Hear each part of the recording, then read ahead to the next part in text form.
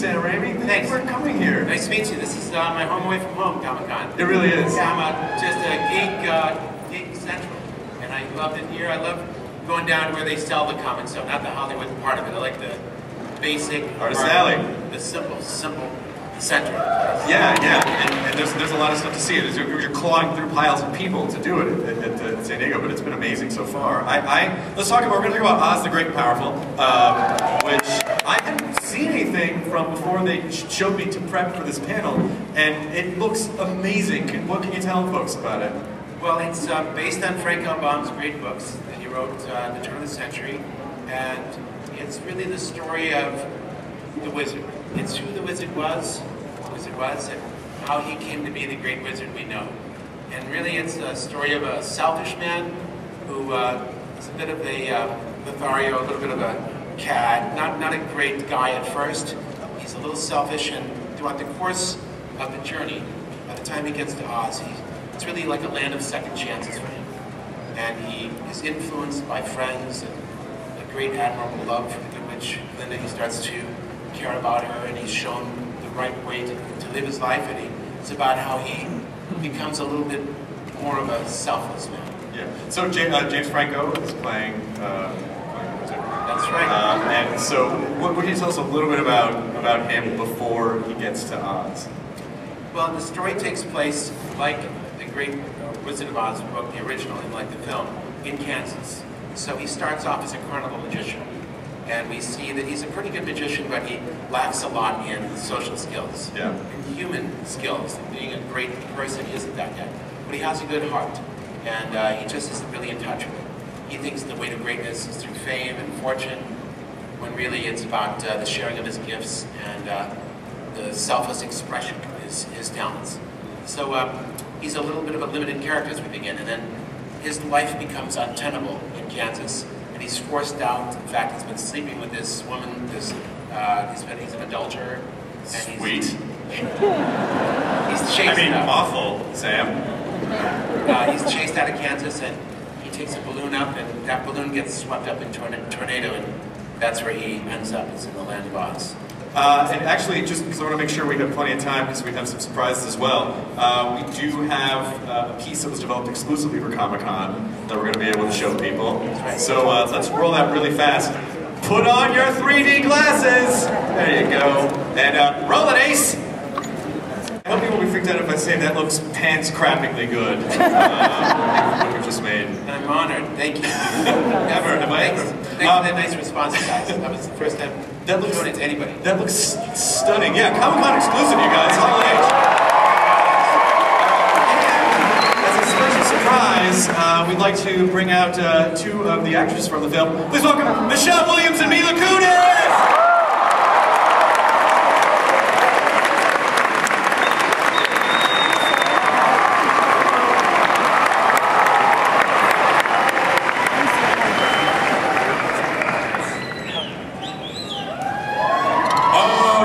Shot with that guy.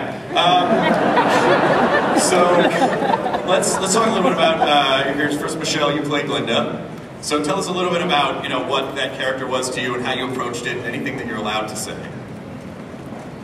Glinda is, as she's always been, the embodiment of everything that's good and everything that's pure, but with a slightly more human quality, I think, in this film. And she's the only one who continually sees the best in Oz, even when his selfish nature makes that very difficult.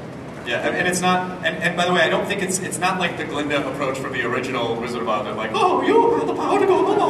Like, it's not. No, I really wanted to, but Sam said no. Actually, that does sound a little like the voice you do in the thing. Do that again. You have the power. That's how I wanted her to do it. Just one go for it. I don't think it's the right way to go. Mila Kunis, you play Evanora, correct? So tell us a little bit about Evanora. Well, I play Theodora. You play Theodora. Evanora is Rachel Weisz, who's not here, who's my sister in the film. And Theodora is the first character that Oz encounters when he gets to the land. And she is incredibly sweet, incredibly naive, and just so believes that he is the wizard. Yeah. And what what was the shooting process like for you guys? Was there a lot of, was it like you in blue screens, or was it, how did you go, what was the process?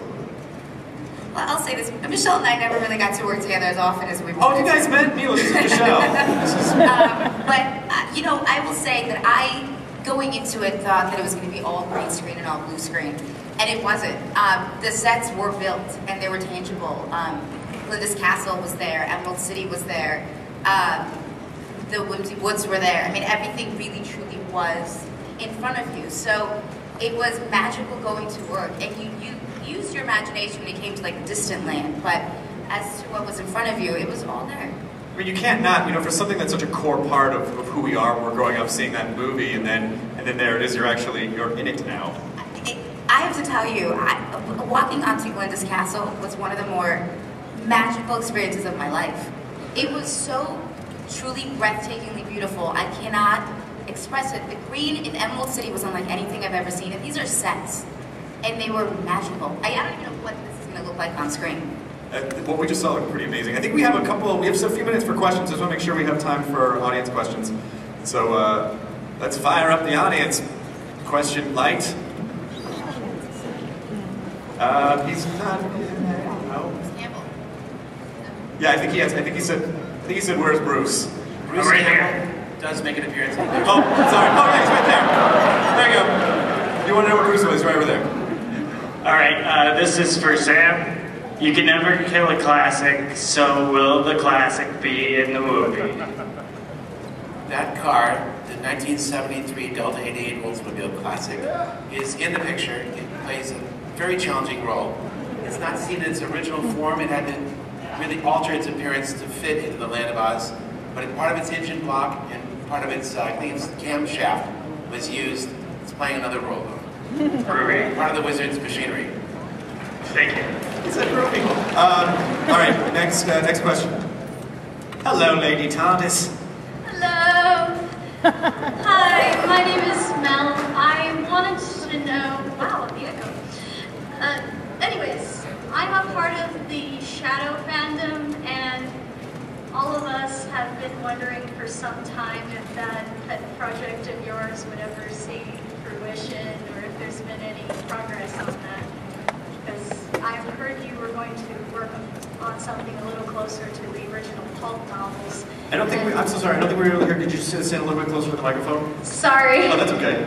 I said, I wonder if what happened to your project on the Shadow, the pulp character. That's a great character, the Shadow, and I've been a big fan of the pulp series for many years, Maxwell Grant's books, but we never got the screenplay just right, and I didn't want to try and embark on something with that beloved character unless it was perfect. We had some really good screenplays, but nothing I thought really nailed the character down the center, and that's why we didn't proceed. Thanks, I understand. Oh, well, we dodged a bullet there.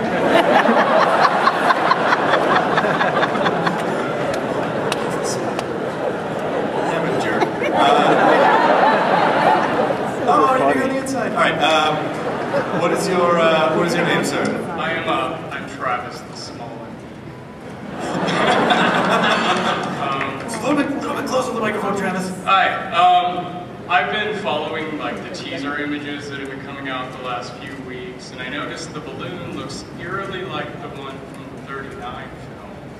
And so I was wondering, is this more of a prequel to that, or is this a pseudo-sequel to the books? To that question.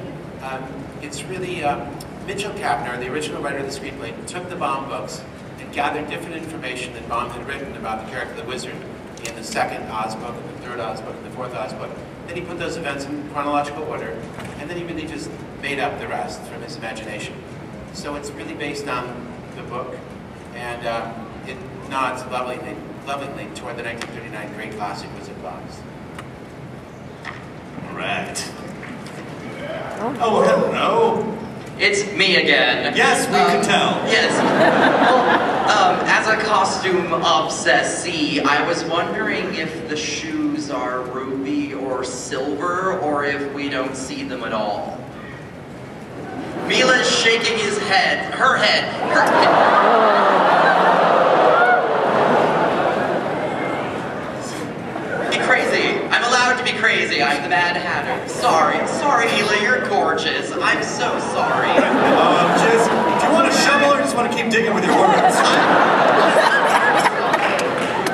ruby slippers were really unique to the 1939 MGM classic, so we didn't have the right to use imagery or original ideas that were original to that movie in our picture.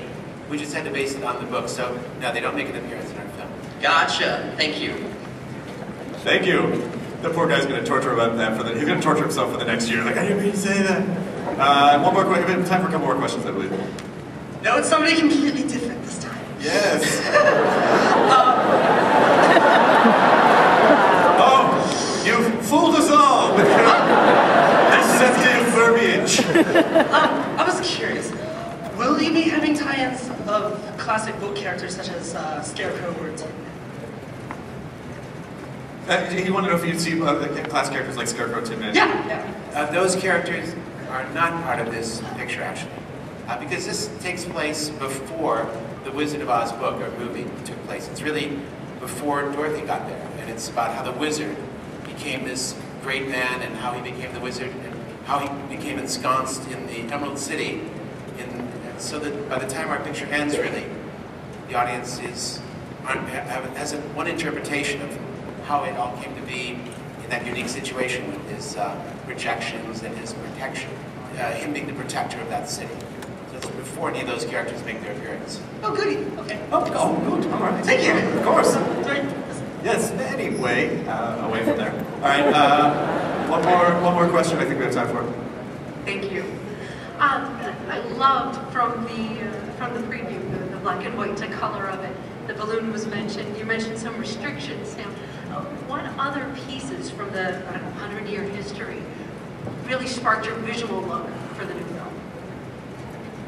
Well, we've got a great production team, and headed up by the great production designer Robert Stromberg, who's did beautiful work on Avatar and Mr. Burton's Alice in Wonderland and Alice.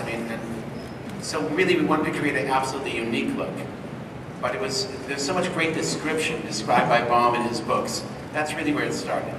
An original look that was inspired by Baum, but seen through the eyes of this brilliant production designer. I also have a great producer, Joe Roth, who is the producer of Alice, and he brings a lot of experience and world-building ability. And really that's what we had to do. We had to build a completely original world, something the audience has never seen before. And the 3D really helped us with that. It helped give us, it was a great tool to create this additional dimension in a place we've never seen. So I think it nods its head to images that we're familiar with, but it tries to present an original experience for the audience. Fantastic. Thank you very much. It'll be beautiful. Good last question. There's one bit of last news that we have. You guys all should have received a ticket when you came in for Oz the Great and Powerful. You can take that to the Comic-Con redemption room. You actually will get a limited edition poster that was just for you guys who came here to Hall H. So make sure that you hold on your ticket and take it to the redemption room later. And everyone also check out Oz the Great and Powerful when it comes out in March. Please thank Sam Raimi, Michelle Williams, Mila Kunis for being here.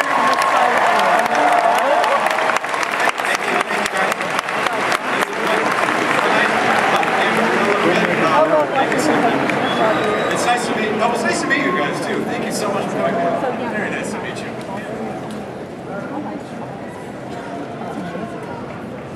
Sam, who are you wearing? Sam, who are you wearing? Sam.